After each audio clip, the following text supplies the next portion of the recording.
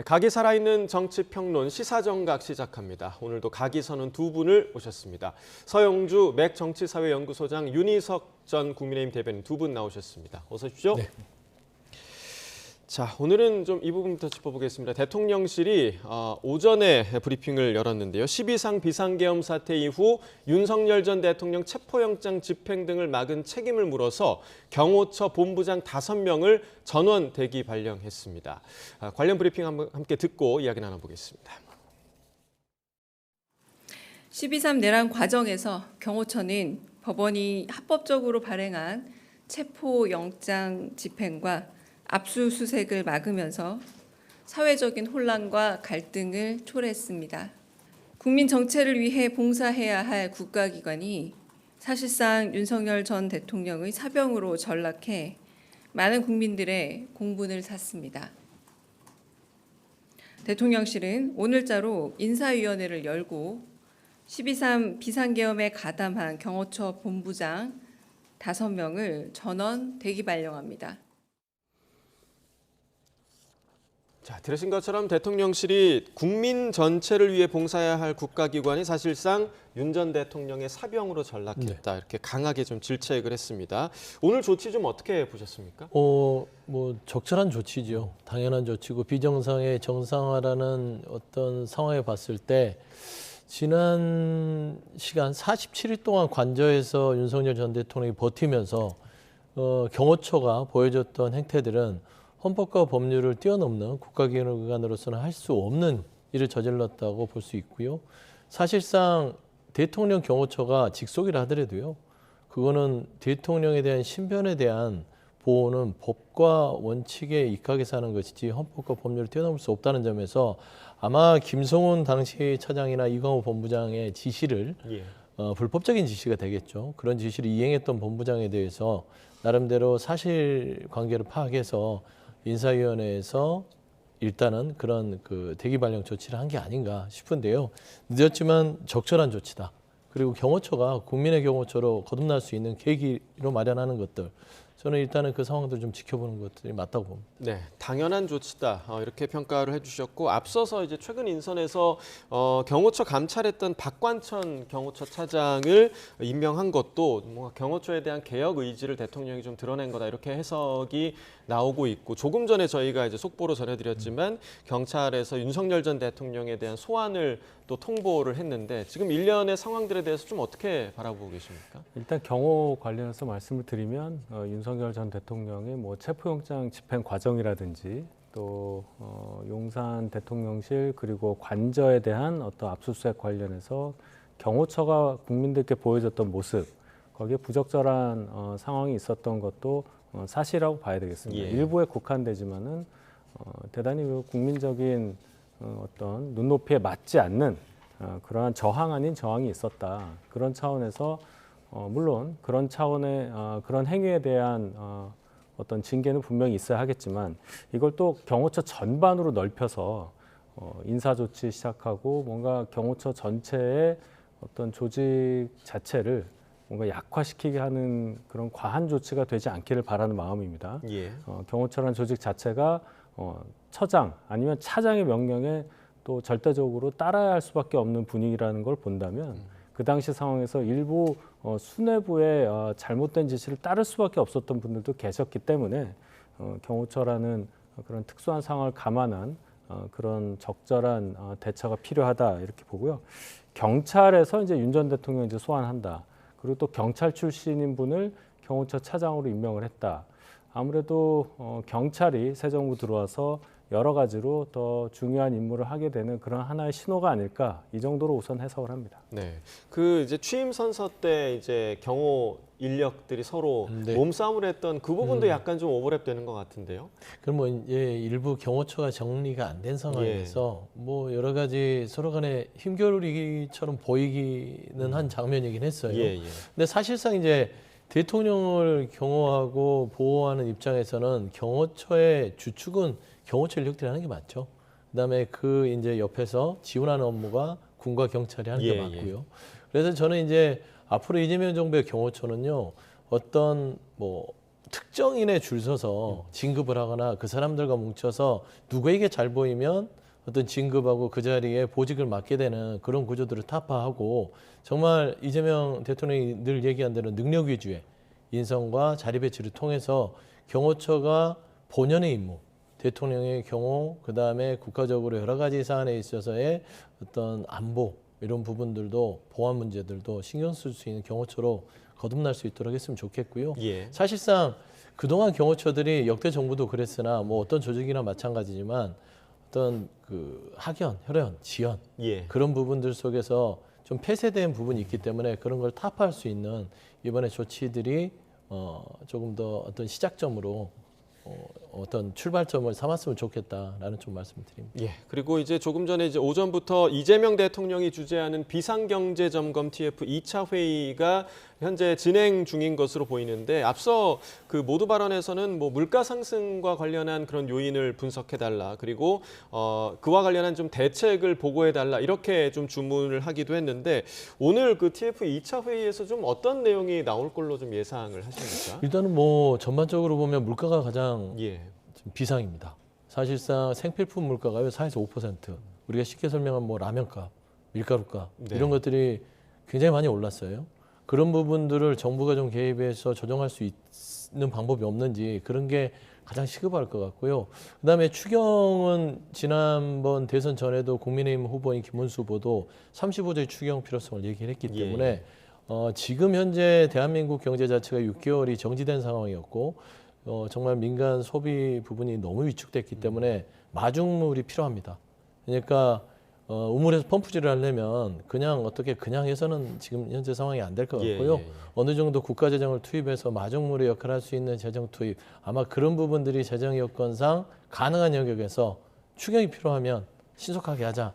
아마 그런 부분들을 논의하지 않을까 생각합니다. 예, 자 비상경제점검 TF 2차 회의 결과와 관련된 내용 대통령실의 브리핑이 있으면 저희가 계속해서 좀 속보로 전해드리겠고요. 이어서 이제 지난 주말까지 계속됐던 인선 발표 이야기를 좀 해야 될 것 같습니다.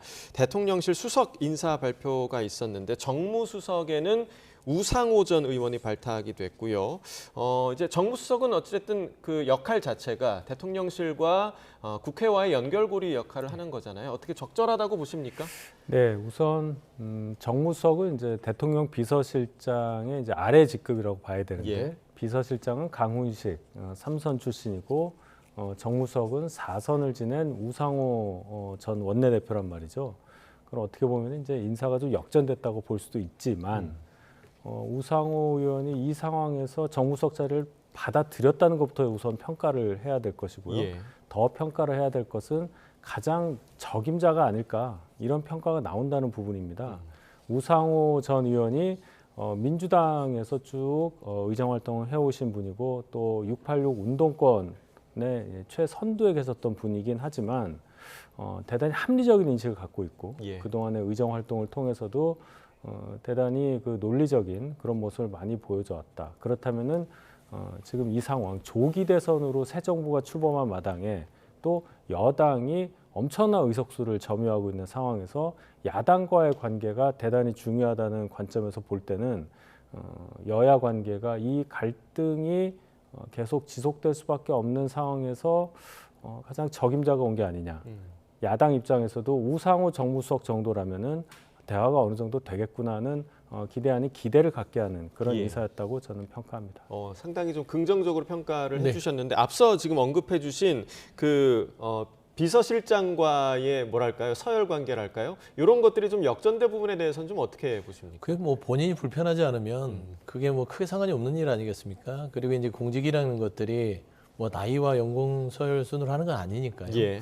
물론 이제 직제상은 비서실장 밑에 7수석 중에 한 명이긴 하나 사실상 저는 우상호 이제 정무수석께서 나름대로 이번 이재명 정부의 어떤 첫 시작의 성공을 위해서 정치적으로는 좀 희생하지 않았나 싶어요.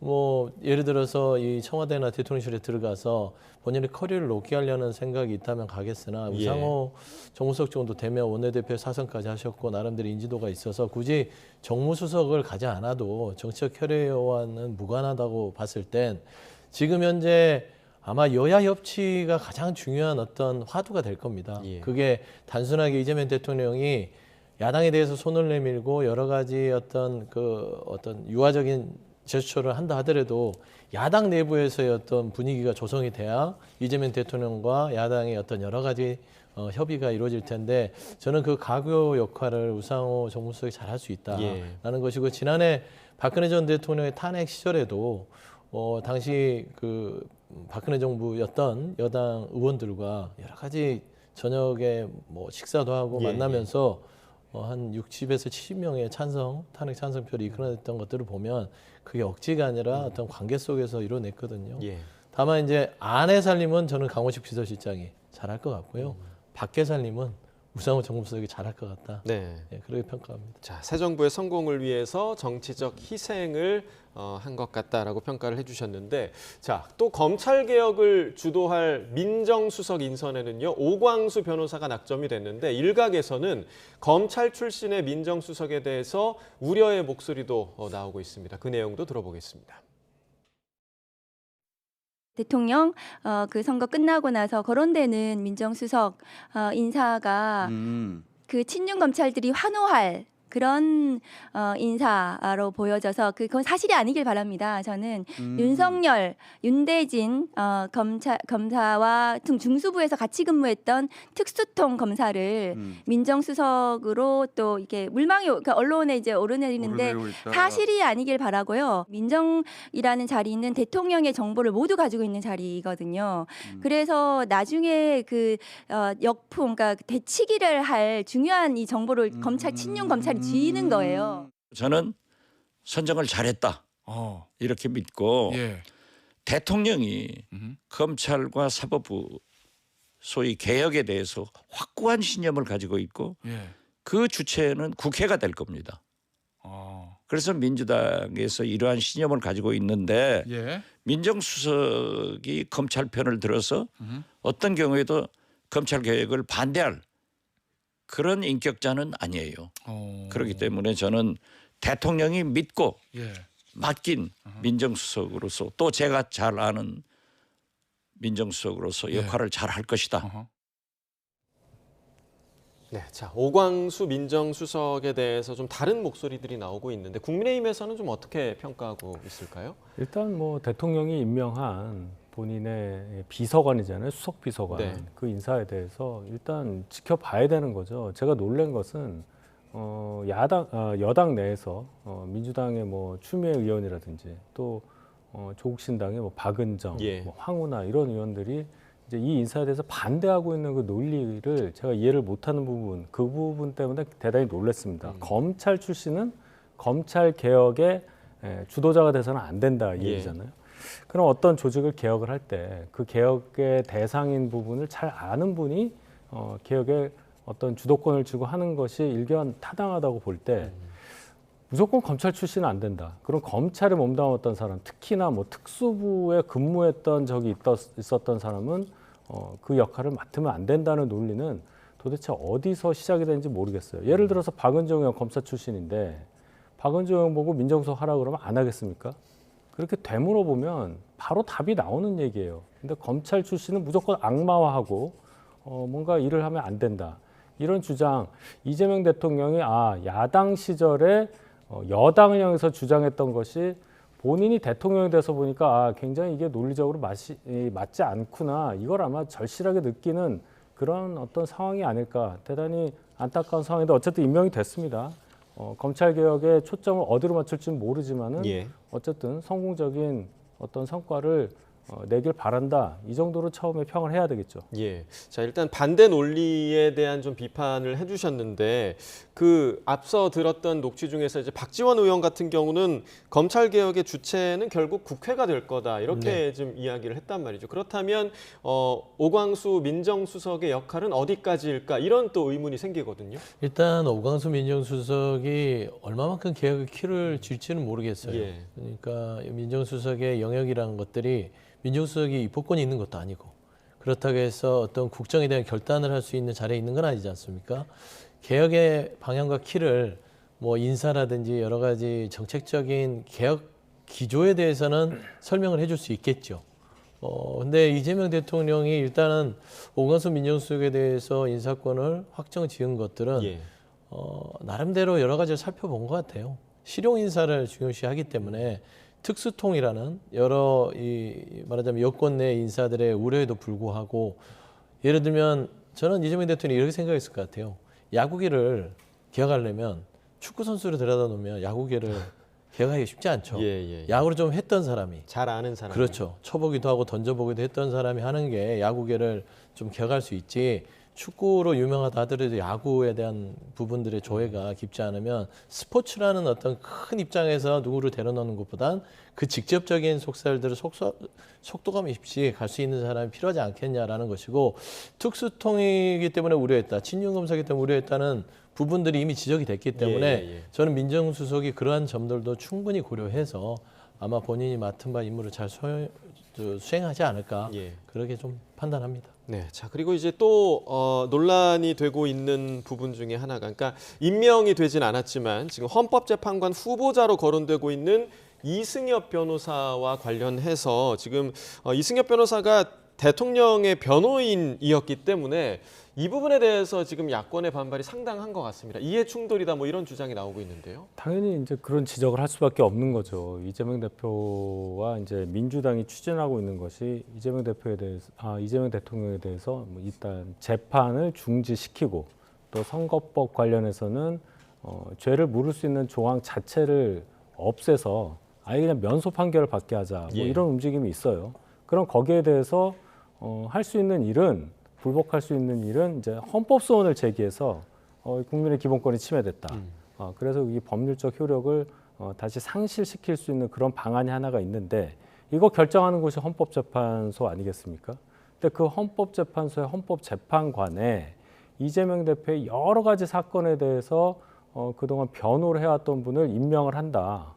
그렇게 되면 어떻게 되겠습니까? 헌법재판관이 뭐 30명 있는 것도 아니고요. 9명밖에 없는 9분의 1 엄청난 그 한 분 한 분의 어떤 결정 자체가 모든 것에 큰 영향을 줄 수 있다고 봤을 때 예. 이거는 이해충돌이라는 관점에서 당연히 맞는 거죠. 주인공이 이재명 대통령인 그러한 사안에 대한 평가를 할 수밖에 없는 위치이기 때문입니다. 그런데 대통령실의 어떤 고위 관계자가 이걸 왜 이해충돌을 하는지 이해를 못하겠다 이렇게 얘기를 했어요. 예. 저는 그 부분을 이해를 못하는 거예요. 제가 이해를 못하는 겁니다. 어떠한 공직도 이분은 맡으면 안 된다 이런 뜻이 아니라 왜 하필이면 그 공직이 헌법재판관이냐, 왜 그러한 논리를 전혀 받아들이지 않고 강행하려고 하는 거냐, 시작부터. 이 부분이 안타까운 것이기 때문에 지켜보겠습니다. 당사자는 부담을 느껴서 그런지 몰라도 예.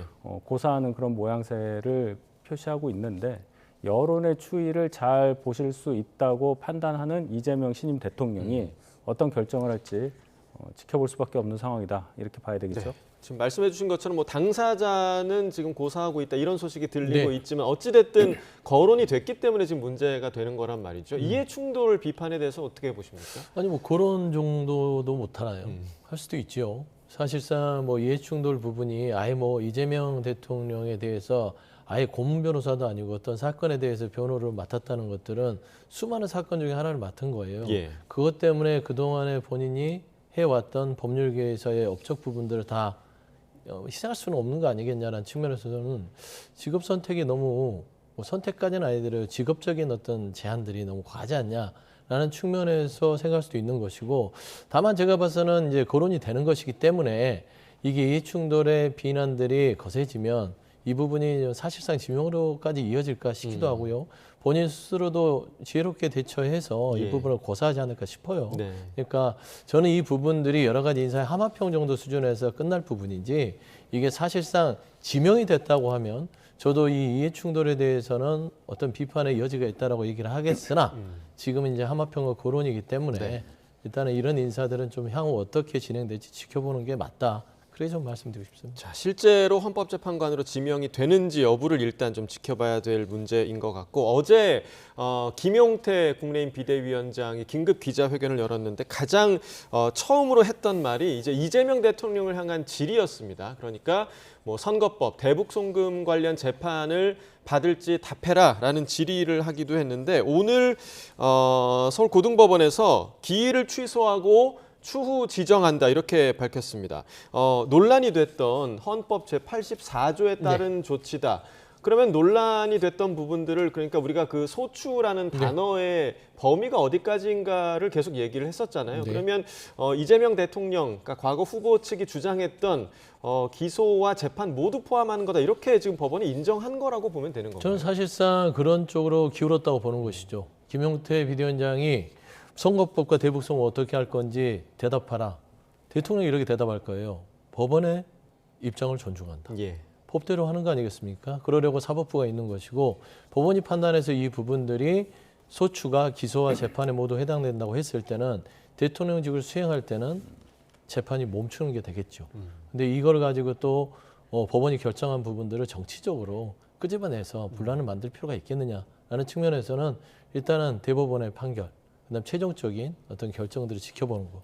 결국에는 그게 가장 합리적이다. 예. 그런 말씀을 드리겠습니다. 자, 법원이 이런 결정을 내렸는데 국민의힘에서는 또 어떻게 좀 반응을 내놓을까요? 애초에 대법원에서 이 이재명 대통령 관련한 재판 5개의 속행 여부는 개별 재판부가 판단할 일이다 하고서 아무런 어떤 명시적인 결정을 내리지 않았었습니다. 예.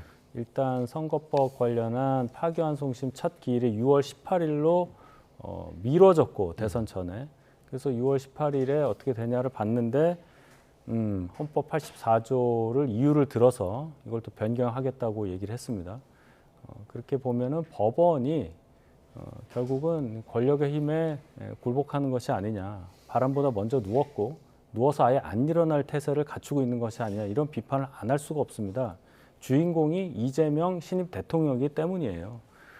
이 사건 이전에 이재명 대통령과 관련한 일이 있기 전에 헌법 84조에 대해서 그 누구도 관심을 가진 적이 없습니다. 재판 진행 중인 분이 대통령 선거에 입후보를 했고 또 당선이 되는 상황을 예상한 가운데 이제 이런 논란이 있었는데 예. 법원에서 기일을 자꾸 변경한다.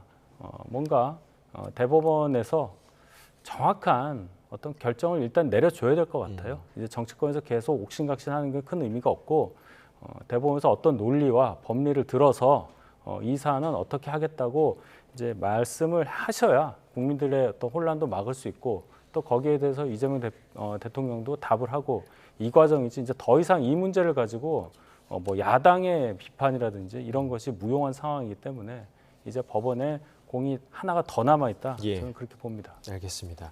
자, 이제 대선 이후의 양당 상황과 관련된 이야기를 좀 해보도록 하겠습니다. 먼저 민주당 이야기를 좀 해보도록 하겠는데 원내대표 경선을 지금 앞두고 네. 있습니다. 지금 뭐 서영교 의원, 김병기 의원 2파전으로 지금 전개되는 상황인데 이 여당의 원내대표가 누가 될까? 이 부분도 상당히 뭐 당정 관계나 아니면 야당과의 관계 속에서 좀 중요할 것 같아요. 그렇죠. 근데 누가 돼도 됩니다. 어차피 김병기 의원이나 소영구 의원 자체가 대통령과 합을 맞춰왔던 분들이고 그 누구보다도 또 나름대로 민주당과 여러 가지 이 국정에 대해서 그렇게 이해도가 부족한 분들은 아니거든요. 예. 그렇기 때문에 당원들이 지금 이번에 20% 원내대표를 선출하는 데 들어갑니다. 최초지요. 당원들의 어떤 선택이 어떻게 될지가 가장 중요한 향배를 볼 것 같고요. 그러면 사실상 이재명 이 정부의 첫 스타트는요.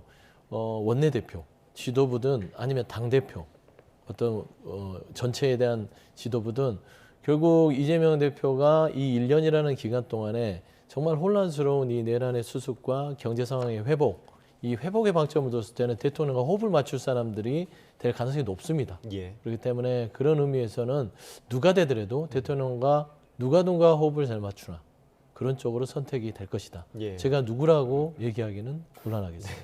자, 누가 돼도 좋다 이렇게 좀 얘기를 해주셨는데 야당 입장에서는 누가 되면 좋습니까? 글쎄요. 뭐 어느 분이 되더라도 이제 여당이 된 민주당의 원내대표이기 때문에 야당 시절에 큰 의석수를 가지고 밀어붙이고만 했던 그런 모습은 안 나오리라고 봅니다. 물론 뭐 두 분의 캐릭터가 좀 다른 것도 있고 민주당 내부에서 어떤 보는 어떤 이제 분위기도 두 분이 좀 차이가 있는 건데 중요한 건 어느 분이 되든지 간에 우상호 정무수석이 임명됐던 것과 같이 야당을 의석수가 상당히 적지만 국정의 파트너로 생각을 하고 국회 차원에서 갈등 요소를 잠재우고 이재명 행정부가 성공을 하는 그런 방향으로 국회를 이끌어주기를 바라는 마음이죠. 네. 예. 자, 이번 그 민주당의 원내대표 선거의 특징 중에 하나는 권리당원 투표가 20%가 이제 합산이 된다. 그렇습니다. 이런 방식으로 진행이 되는데 이게 또 변수가 될 수 있을까요? 이 제도에 대해서는 좀 어떻게 생각하십니까? 가장 큰 변수지요. 원내대표 선거는 그동안 우리가 이제 반장 선거라고 얘기를 할 정도로 의원들이 투표를 통해서 예, 뽑았으니까요. 의원 개개인에게 여러 가지 선거운동을 통해서 표를 얻으면 원내대표가 됐는데 이게 권리당원 투표가 20% 들어갔던 거는 거의 당대표 수준의 어떤 룰 방식으로 할 수 있고요. 사실상 민주당이 당원 주권주의를 표방하면서 당원들의 의사를 어떤 어느 정도 반영을 하는 것들이 정당 운영의 기본이 아니냐라는 예. 차원에서의 최초의 어떤 시도이기 때문에 저는 이런 부분에서는 매우 중요하다. 8대2인데요. 원래 이 원내대표 선거가 한 표, 두 표로 떨어지기도 하거든요. 근데 20%면요. 상당한 어떤 이 승패를 좌우할 수 있는 그런 수치죠. 네. 그래서 저는 당원들이 저도 궁금해요. 김병기 의원과 소영기 의원 둘 중에 누가 더 당성이 강한 것으로 지금 당원들이 생각하느냐. 예. 저는 그래서 일단은 누가 돼도 상관없으나 그 결과는 궁금한 건 저도 마찬가지입니다. 네, 자, 의원들뿐만 아니라 당원의 표심이 또 어디로 향할지 좀 지켜볼 만한 원내대표 선거일 것 같고요. 지금 또 여야 간에 지금 문제가 되고 있는 것이 바로 법사위원장 자리입니다. 지금 야당이 된 국민의힘은 법사위원장 자리를 돌려달라 이런 목소리를 내고 있는 상황인데 민주당은 지금 그럴 수 없다는 입장이거든요. 그러니까 민주당이 이제 집권을 했지 않습니까? 그러면은 좀 논리에 맞는 발언을 할 때도 됐어요. 이 법사위원장 관련해서 작년에 이제 총선 끝나고 나서 여야 협상을 할 때 행정부를 견제하기 위해서 윤석열 정부를 견제하기 위해서 이건 가져가야 된다. 야당이 가져가야 된다는 논리를 피면서 예. 결국은 법사위원장이 정청래 의원이 됐잖아요. 그 이후로 벌어졌던 여러 가지 상황들은 굳이 제가 열거를 안 해도 아실 겁니다.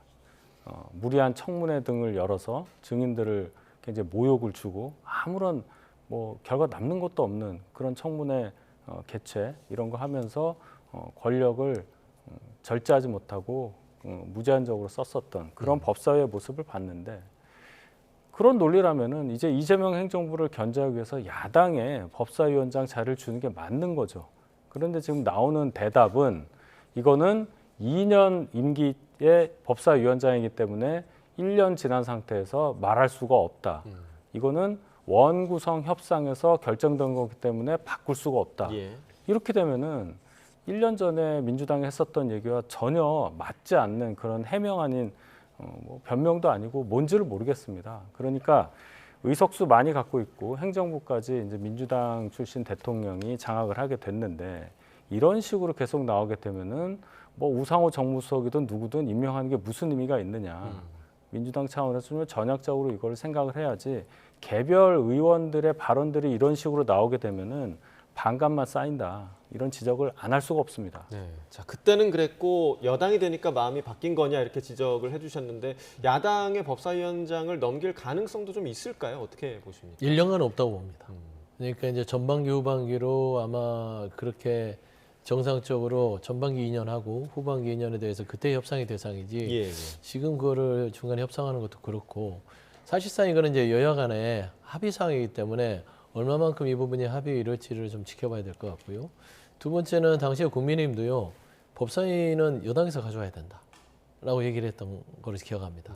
그러면은 또 이게 서로 입장이 또 바뀌어요. 예, 예, 예. 그래서 저는 그런 부분에 있어서는 사실상 법사위를 가지고 다투는 것들이 또 여야의 갈등에 뭐 물러설 수 없는 그런 하나의 기준이 안 됐으면 좋겠다. 그래서 좀 새로운 원내대표가 민주당에 들어서고 국민의힘도 새로운 원내대표가 들어서면 그때 가서 또 한 번 더 협의를 해서 이 법사위가 정말로 어떤 국정을 발목 잡는 자리로서 다툼을 하지 말고 정말 정상적으로 법사위 기능을 할 수 있는 위원장 그리고 이런 정치적인 고려가 되는 어떤 상임위 배분이 이제는 좀 없었으면 하는 바람이 개인적으로는 있어요. 예. 그래서 저는 그런 부분들을 좀 지혜롭게 풀어갔으면 좋겠다라는 것이고 정청래 법사위원장께서도 이제는 좀 이제 집권을 했고 집권 여당이 됐으니까 조금 더 이런 부분에 있어서 아까도 페이스북에 보면은 조금은 뭐 이렇게 상대에 대해서 존중을 하지 않는 어떤 단어들은 또 안 남기는 게 왜냐하면 정치도 사람이라는 것은 감정 상하면 이게 될 일도 안 되거든요. 그렇죠. 그래서 좀 좋은 말과 상대를 존중하는 언어들이 이제 좀 여유를 보이는 그런 단어를 쓰시면 어쩔까 그런 개인적인 좀 조언을 드리고 싶습니다. 자, 법사위원장 자리 또 다른 여야 갈등의 요소가 될 것은 좀 분명해 보이기는 하는데 앞으로 좀 어떻게 진행될지 지켜봐야겠고 지난 주말에 이재명 대통령 부부가 지금 현재 머무르고 있는 한남동 관저에서 민주당 의원들과 만찬을 했다 이런 소식도 전해드렸는데 이 만찬 이후에 관저 내에 의문의 수영장에 대한 관심이 또 증폭되고 있습니다. 오늘 아침 김병주 최고위원이 이 수영장에 대해서 이런 추측을 했는데요. 들어보겠습니다.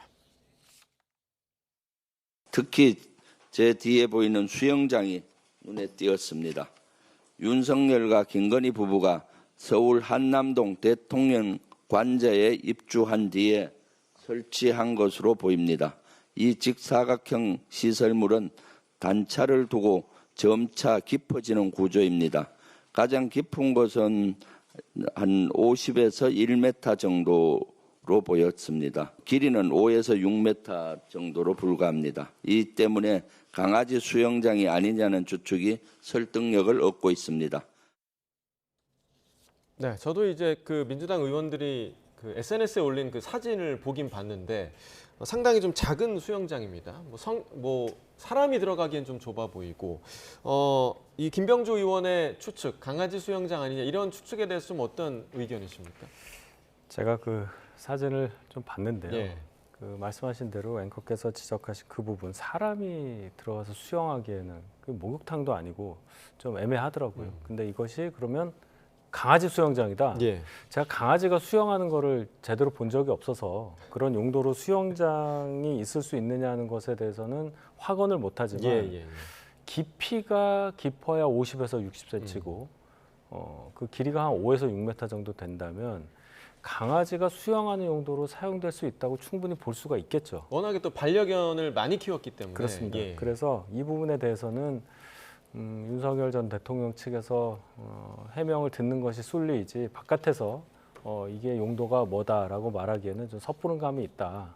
이 정도로만 말씀드릴 수 있겠습니다. 네, 사실 이게 문제가 된 게 윤석열 전 대통령 부부가 한남동 관저를 떠나기 직전에 사용했던 이 수도량이 굉장히 좀 화제가 됐었잖아요. 그렇습니다. 예, 그 문제 때문에 사실 이게 또 더 주목받고 있는 거죠. 그렇죠. 그러니까 정상적으로 사용했던 것보다는 너무 많은 일반인들이 사용하는 거에 수십 배에 달하는 그리고 지난 정부에서 했던 사용량과 같다고는 하나 그 단기간으로 따졌을 때는 엄청난 또 양이거든요. 예. 그게 이제 저수영장으로 추측되는 게 지어지고 나서 좀 더 물 사용량이 늘어났다고 하는 주장들이에요.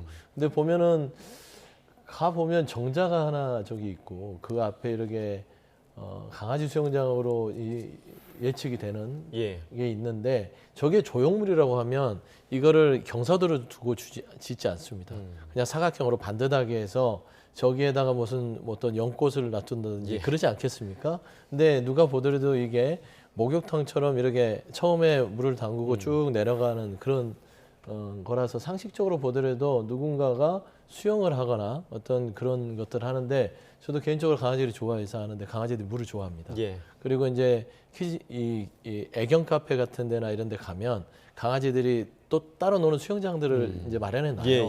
그렇기 때문에 제가 개인적으로 추측건데 정자의 대통령 부부가 앉아서 반려견들을 풀어놓고 여기서 놀고 수영도 하게끔 만들어 놓은 게 아닌가 싶긴 한데 사실상 지금은 사실이 확인되지 않았으니 향후에는 뭐 밝혀지지 않을 수는 없잖아요. 그래서 그때 가서 아마 사실관계가 나올 것 같은데 참 국민들이 보기에는 좀 개탄스러울 것 같다. 그런 생각이 듭니다. 이 수영장이 그 어마어마한 수도량의 원인이었는지 좀 앞으로 이제 밝혀질 것으로 보이고 자 이제 국민의힘 이야기를 조금 나누도록 해봐야겠습니다. 본격 패배의 원인을 찾고 책임 공방에 돌입한 모양새인데 어제 김용태 비대위원장 5대 개혁안을 발표했습니다. 관련 영상 함께 보시겠습니다.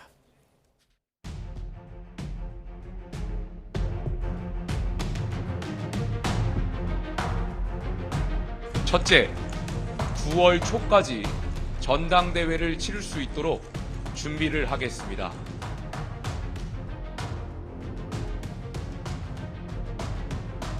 당내 탄핵 찬성 세력과 탄핵 반대 세력 간의 갈등 관계를 근본적으로 해소하기 위해 대통령 탄핵 반대 당론 무효화를 추진하겠습니다.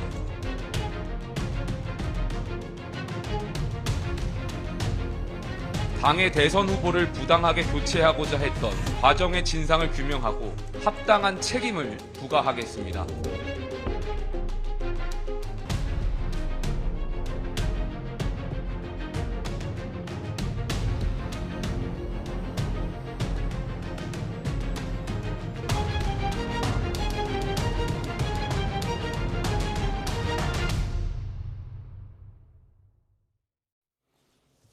자, 5가지 국민의힘 개혁 과제에 대한 김용태 비대위원장의 긴급 기자회견이 어제 있었는데 일단은 9월 초까지 전당대회 개최할 수 있도록 하겠다. 그런데 김용태 비대위원장의 그 임기가 6월 말까지잖아요. 네. 그게 어떻게 가능합니까? 당원 당규상 한 차례 한해서 6개월 이내 범위를 정해서 비대위의 임기가 연장될 수는 있습니다. 예. 김용태 비대위의 임기는 6월 30날까지인데 전국위원회 의결이 있다면 예를 들어서 물리적으로 12월 말까지 연장이 가능은 하죠. 예. 근데 아직 전국위원회 허락을 받은 적이 없고 오늘 의총이 이제 2시에 예정돼 있는데 아마 의총에서 많은 의원분들이 이 부분에 대한 논의를 가장 먼저 하지 않을까 생각됩니다. 예. 이 부분이 정리가 돼야 그 이후에 김용태 비대위원장이 주장한 뭐 9월 초까지의 전당대회라든지 기타 여러 가지 사안을 처리할 수 있는 시간적 여유를 어느 정도 이렇게 확보할 수 있기 때문입니다. 예. 그게 안 되면 그 이후에 얘기했던 뭐 후보 교체 시도에 대한 어떤 당무검사라든지 뭐 기타 등등의 얘기들은 하기가 어렵게 되겠죠. 그래서 오늘 있을 의총에서의 가장 큰 주제는 김용태 비대위원장의 임기를 언제까지로 하느냐 그 부분이 될 것으로 예상이 됩니다. 네, 의총 결과 이제 김용태 비대위원장의 거취 문제 분명히 좀 거론이 될 것으로 보이고 또 권성동 원내대표가 사의를 표명하면서 차기 원내대표, 국민의힘의 차기 원내대표가 누가 될 것인가 이 부분에도 이 앞으로의 방향성이 좀 보이지 않을까 좀 생각이 드는데요. 어떻게 좀 보십니까? 저도 뭐 김용태 비대위원장이 정말 오랜만에 국민들이 바라는 국민의힘 모습에 대한 개혁안을 던진 것은 같아요. 예. 이 5가지를 대선 전에 했었다라면 이라는 생각들을 하는 의원들이 꽤 있을 것 같아요. 예. 근데 일단 저는 오늘 2시에 있을 의총이 분수령이 될 것 같습니다. 김용태 비대위원장이 죽느냐 아니면 친윤들이 여기서 본인들이 무릎을 꿇느냐. 저는 이게 그냥 넘어가는 의총은 아닐 것 같고요. 예. 5대 개혁안에 대해서 친윤들이 의총을 통해서 반대해버리면 비대위원장이 이 5대 개혁안이 수포로 돌아갈 수 있고요. 그러면 국민의힘의 혁신과 어떤 개혁의 시작점은 아예 따지고 보면은 더 심각한 이 자중질환으로 뭐 갈 수 있는데 사실상 국민의힘은 원내대표 선출이 제일 중요할 것 같아요. 또 도로 친윤이다. 그렇게 되면 또 원내가 또 친윤이면 권선동 원내대표나 친윤 또 차기 원내대표나 뭐가 다를까요? 그래서 저는 그런 의미에서 원내대표가 지금 108명의 국민의힘의 의원들이 어떤 방식으로 107명이겠죠. 107명의 의원들이 어떤 선택을 할 것이냐 첫 번째. 두 번째는 사실상 비대위원장이 고삐를 지고 가야 되는데 김용태 비대위원장은 고삐는 지었으나 친윤의 말에 올라타 있기 때문에 그 말이 가는 대로 가는 비대위원장이라고 제가 늘 표현하거든요. 근데 과연 정말로 친윤의 어떤 어떤 거대한 말 위에서 김용태 비대위원장이 그 고삐 힘을 발휘할 수 있을지 그것도 한번 2시 이후에 어떤 결정이 날지 참 궁금한 부분입니다. 자, 서 소장님께서 이제 김용태 비대위원장은 친윤의 말을 탔다 이렇게 지금 표현을 해주셨는데 그런데 어제 그 5대 개혁 과제 중에서 2번째와 3번째 그러니까 윤 전 대통령 탄핵 반대 당론을 무효화하겠다 그리고 대선 후보 교체, 그 한덕수 전 총리를 추대하려고 했던 그 문제와 관련해서 진상 규명을 하겠다. 이 부분은 굉장히 친윤계의 반발을 불러일으킬 수 있는 부분 아니겠습니까? 예, 충분히 그럴 수가 있죠. 일단 탄핵 반대 당론을 무효화한다. 명분은 상당히 좋습니다. 지금 탄핵에 대해서 아직까지도 정리가 되고 있지 않은 당내 분위기를 해결하기 위해서라도 탄핵 반대했다는 당론 자체가 없어진다면 더 이상 그 부분에 대해서 갈등이 없지 않겠느냐, 갈등이 있을 수가 없다, 뭐 이런 차원의 이제 얘기인데, 그렇게 되면 또 강하게 탄핵 반대를 주장하셨던 분들의 반발이 있을 수가 있는 상황이고, 그다음에 두 번째, 이게 더 중요한 얘기인데요. 제가 볼 때는 5월 10날부터 있었던 김문수 대선 후보 교체 시도, 하루도 안 지나서 결국 무산이 되긴 했지만 그 과정에 있어서의 절차가 대단히 거칠었습니다. 그리고 흔히 뭐 모두 잠든 후에 날치기 이렇게 얘기를 하지만 누구도 예상할 수 없었던 방법으로, 누구도 예상할 수 없었던 시간에 벌어졌던 일에 대해서 과연 이게 왜 이렇게 할 수밖에 없었고, 어떤 근거에서 절차적인 정당성을 확보할 수 있느냐. 만약 절차적 정당성 부분에 대해서 문제가 있다면 이거는 굉장히 큰 문제가 될 소지가 큽니다. 그렇기 때문에 이 부분도 짚고 가야 한다. 그러지 않으면 당이 화합을 해서 180석 넘는 190석에 가까운 이 어떤 여당의 세력과 이재명 대통령의 이 행정부를 어떻게 상대하겠느냐, 그런 문제의식에 따른 김용태 비대위원장의 어떤 선언이라고 저는 봅니다. 이 두 가지가 가능하겠습니까? 그러니까 탄핵 반대 당론 무효화, 그리고 이 대선 후보 교체와 관련한 진상 규명이 실제로 이루어질 수 있을 거라고 보세요?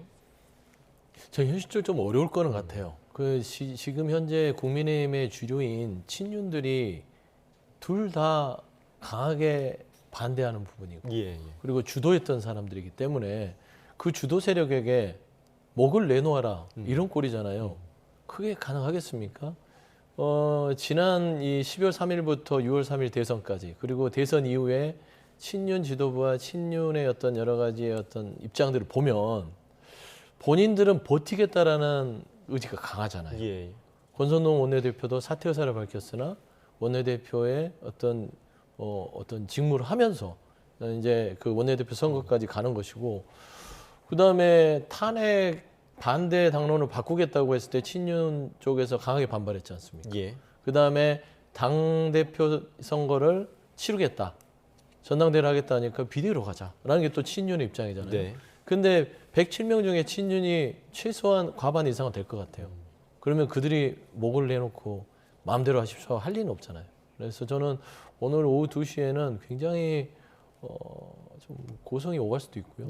여러 가지 혼란한 국민의힘의 의총이 될 것 같아서 오늘은 단박에 정리가 되지는 않을 것 같다라는 좀 조심스러운 예측이 됩니다. 네, 잠시 뒤에 오후 2시에 있을 국민의힘 의총 결과를 좀 기대를 해봐야 할 것 같습니다. 여기까지 듣겠습니다. 서영주 맥정치사회연구소장, 윤희석 전 국민의힘 대변인 두 분과 이야기 나눠봤습니다. 고맙습니다.